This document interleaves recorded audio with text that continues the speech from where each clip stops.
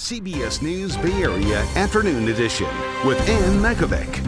Right now on the afternoon edition, a tsunami advisory lifted for the Bay Area following that powerful earthquake in Russia. We are keeping an eye on some strong currents, but so far our coastline avoiding any major damage. Thanks for joining us this Wednesday. While the threat is over for the Bay Area, parts of California's coast are still on alert. Tsunami advisories remain in effect for stretches between Humboldt County to the Oregon border and between the Santa Barbara area and San Luis Obispo. That comes after that massive 8.8 quake struck off of Russia's far eastern peninsula yesterday just before 4:30 p.m. our time. The USGS says the quake tied for the sixth strongest earthquake on record. Cell phone video shows the moment that quake hit. There have been some reports of damage in Russia, and several people were hurt as they were rushing to get out of buildings. The tsunami reached Hawaii last night, but damage was minimal. This is a live look at Waikiki Beach in Honolulu. Not a lot of people around right now. The waters look quite calm, though. A tsunami watch was downgraded to an advisory early this morning, and evacuation orders were lifted. Still, tsunami waters did spill into some low-lying areas. This is time-lapse video from a Ring camera showing water surging next to a business on Oahu's North Shore, almost flooding its deck. We've also seen water pouring into parking lots in the area. The biggest impact to California is on our far north coast. Here's a live look at the Crescent City harbor. The city recorded the highest waves of the tsunami on the west coast, with waves maxing out at 8 feet this morning. There are reports of a deck breaking off, but no major damage or flooding in the city center. And closer to home, this is an overnight time-lapse video from Pillar Point Harbor in Half Moon Bay. National Weather Service posted this, pointing out the abrupt up and down motions of some of the boats there. And taking a live look at our camera on Treasure Island this morning, the message was to stay away from the water. But again, that tsunami advisory for the Bay Area was lifted. Let's get over to meteorologist Jessica Birch for the very latest. Absolutely. I mean, all along that west coastline from Seattle down into San Diego, all of us were under advisories this morning, tsunami advisories. And it's important to note the difference because think about it. Last December, we had a tsunami warning that was issued when there was an earthquake just offshore close to Eureka. Now, here in the Bay Area, it's important to note, what does that mean for us? And what does the National Weather Service want us to know if we get those advisories or warnings? Now, mind you, if you're just tuning in now, that advisory has lifted. We are no longer under it right now. Conditions along the coast are relatively mild, and that was the case this morning too, but we still had that advisory until a few hours ago. So an advisory versus a warning. Of course, dangerous, critical conditions in a warning. Strong currents are possible in an advisory. That's just a good reminder to stay out of the water. And earlier this morning, we were watching just the swing when it came to some of the tides here in the Bay Area. San Francisco specifically waved anywhere from 2 to 2.5 feet. And it's important to note that because that was what we were concerned about this morning. Was this swing going to be larger? Was there going to be more hazardous conditions? That's what we were concerned about. The good news is it's expired now. I'll have your forecast coming up in just a bit because it's cool and cloudy out there, and it's definitely cool, widespread throughout the Bay Area. Back to you. All right. Thank you, Jessica. Even though the tsunami advisory has been lifted here in the Bay Area, there was a bit of a scramble overnight to prepare for some strong currents along the coast. Our Kevin Coe live at the Santa Cruz Harbor this afternoon. People there, Kevin, I know we're on high alert because they've had damage in the past. What are things looking like there today? Well, I can tell you that those same people that I spoke with this morning, they're still here and they are doing exactly what city crews are doing right now, assessments. They're checking to see just how bad, if any, damage there is. I can tell you a couple things that we did see here in the field. Right behind me is actually the mouth of the harbor. That's where boats could safely get in and out of the harbor. Well, earlier, boaters were concerned that there was an obstruction, what they believed was a large pipe. Something I want to show you that is extremely obvious. Take a look at your screen right now.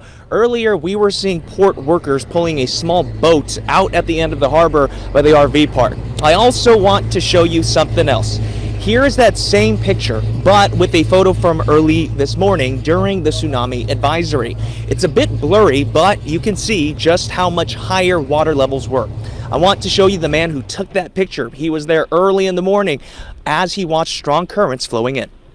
It was eerie watching all the boaters trying to secure their boats while everybody up here was somewhat hiding, and then you had the few that were very interested in, watching the action. But it was cool watching the water come suck in and suck back out. And the way he describes that water sucking in and out, it sounds eerily similar to even this past December and, of course, 2011. However, a much different story here in Santa Cruz today after a very tense night and really morning here as well. All right. Ann? Well, love it when we get to send you somewhere and end up with no drama. So thank you for that. Keeping an eye on things down there, Kevin.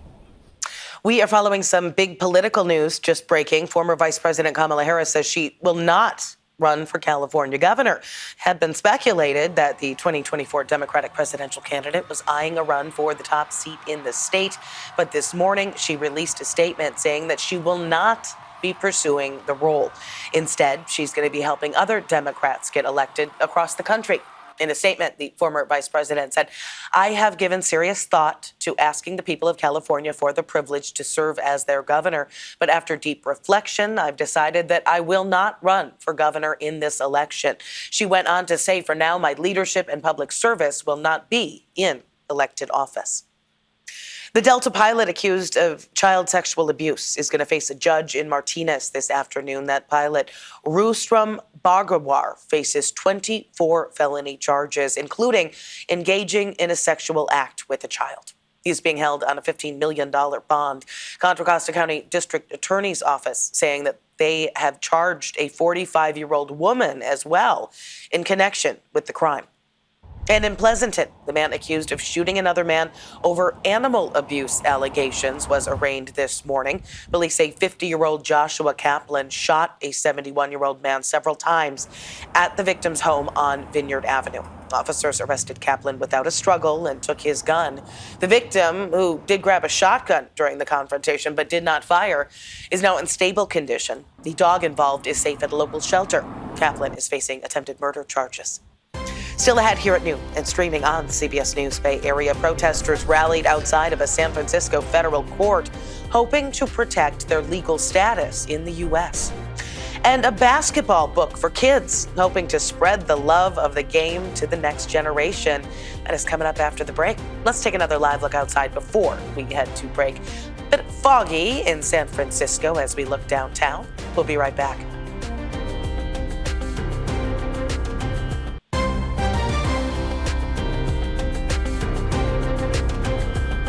Well, the fate of tens of thousands of immigrants who hold temporary protected status is in limbo.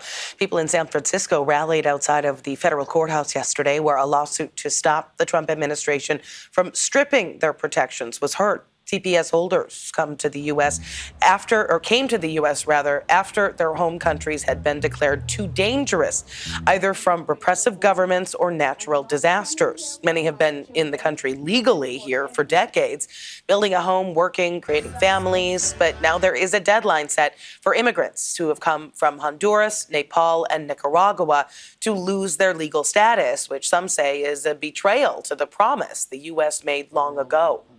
The government has broken its promise, violated the law. So these brave individuals are here today in federal court to say that the law still means something. And President Trump and DHS Secretary Noem are not above the law. The Department of Homeland Security says that there is no more threat in the designated countries. Yesterday's hearing was the lawsuit's first in front of a federal judge. A cafe owner in Oakland speaking out today against lawsuits filed by the Department of Justice. The Fed sued him last month over accusations that he refused to serve two Jewish customers at his coffee shop that's called the Jerusalem Coffee House. This man spoke at a press conference for the first time since the lawsuits were filed. He was surrounded by Jewish and Muslim community members, interfaith leaders, and civil rights attorneys. He said the lawsuits are a politically motivated attack against himself and the cafe. These lawsuits, these campaigns to silence and destroy us, they are desperate attempts to fracture our community, dismantle our faith, erase our voices, and suppress our will to fight. But they will not succeed. Two organizations at today's press conference also announced a petition demanding the DOJ drop the charges. People weren't the only ones looking to get to safety during the 8.8 earthquake in Russia that caused our tsunami warning. A tourist sailing by caught a shot of some panicked sea lions diving into the sea as rocks from a nearby cliff rolled down the side. This happened just off the shores of Russia's Kamchatka Peninsula. The earthquake triggered 16-foot waves in that area, which did lead to evacuation orders here in the Bay Area. That tsunami advisory has been lifted. Taking a live look outside. This is a shot of the Golden Gate Bridge, and you can see that fog hanging around the top. Let's check back in with meteorologist Jessica Birch. All right, let's talk about it real fast, because now that that advisory has lifted, issued by the National Weather Service, we can talk a little bit more about this crazy forecast we've been experiencing all day. It's been cool. It's been cloudy, widespread from the coast all the way off into our inland spots this afternoon. Daytime highs today is sitting below average once again throughout most of the Bay Area communities. We're seeing low 60s today along the coastline with cloudy skies, a little bit of that morning drizzle lingering this afternoon. It's been cool and misty, and here's what we're gearing up for up into the North Bay today. Let's give some love up there, all the way from Santa Rosa over into Napa this afternoon. We're in the 70s with partly cloudy skies in the forecast. We only warm up into the low 80s all the way over into Antioch today. Yesterday we were in the 90s. So you're noticing that cooling trend throughout the midweek forecast. Down into the Santa Clara Valley we go. We have 70s and 80s throughout the Santa Clara Valley floor and just along the foothills. But here's what we're gearing up for as we head into this afternoon. Still misty and cool along the coast. Those clouds start to pull back into the afternoon hours, and then it fills the bay once again as we head into the overnight hours tonight. At the same time, we're also gearing up for some gusty conditions at the surface level. Wind speeds today anywhere up to around 25 miles per hour at times along the coast. We could even see breezier conditions up into Bodega Bay as we head into the evening hours tonight. So that's one of the big factors of our story as we head into the next couple days. Gusty afternoons. Luckily, we have a little bit of a late week warm up. Let's notice that a lot more we will notice it a lot more in our inland areas, actually. Daytime highs jumping back up into the 80s as early as tomorrow with sunny conditions there. We'll hold on tight to mid to upper 80s just by Saturday into Sunday, and then close to the 90s. We even hit the 90s in places like Antioch and potentially the Tri-Valley area as we head into next week. Such a different forecast compared to what we're dealing with today. All the way over into the Bay forecast, luckily we're seeing a nice warming trend too. 70s around the corner, bringing us a little bit above average potentially as we head into next week. Still partly cloudy skies every morning though. More on that coming up in a bit. For now, back to you. When we come back, this book hoping to give kids a new appreciation for a popular sport. We're going to meet the author, whose goal it is to get kids to love basketball as much as he does. Well, the Valkyries took care of business in the ATL. They continued to show their tough team spirit against the Dream last night. Golden State had a big third quarter with several players stepping up and filling the mark left by All-Star Kayla Thornton. Tough defense held the Dream scoreless over the last 3 minutes of the game, and with 10 seconds left and the game tied, Chichi Zandalashi hit a clutch shot with 3 seconds left for the lead. Valkyries hold on to win 77-75. The work to grow the game of basketball is not just happening on the court or in the stands, it's also happening on the pages of a new children's book. Kelsey Thord introduces us to the author with some long-running ties to the game. Chris Navalta has been a basketball fan his entire life. I grew up a diehard Warriors fan. Chris Mullin is my favorite player. As a kid, Chris watched countless games. Then, when he grew up, he kept that passion alive, first becoming a sports journalist covering the NBA, and then switching to PR to work directly with the teams. I used to do media relations for the Sacramento Kings, so that really opened the door for me to really understand what goes on behind the scenes with players. Chris eventually moved on from basketball PR, but his love for the game and the players never wavered. So last year, when Chris decided to check off one of his life goals, to write a book, he knew exactly what he wanted to write about. I thought about the concept of basketball stars because I wanted to introduce kids to the game of basketball and also introduce them to some of the players that paved the way to making the game it is today. And it's not just the NBA Chris is talking about. He also wanted to include players from the WNBA who have inspired generations of young girls. Because their stories are just important, and again, I wanted to make sure that kids are inspired regardless of who they are, how old they are, male, female, that everybody has an opportunity when you have the determination and the drive to become the best basketball player you can be. The book features some of the league's best, from Caitlin Clark and Asia Wilson to one of the biggest legends of the game. Lisa Leslie, who was a pioneer in the W, and she wanted to play basketball to make friends, and she was the only left-handed player on the team when she first started out, and so she made it a point to play with her right hand, and so naturally became ambidextrous, and which was a really powerful weapon, in the early days of the WNBA. Of course, the book also features big-time NBA names like Michael Jordan and Steph Curry.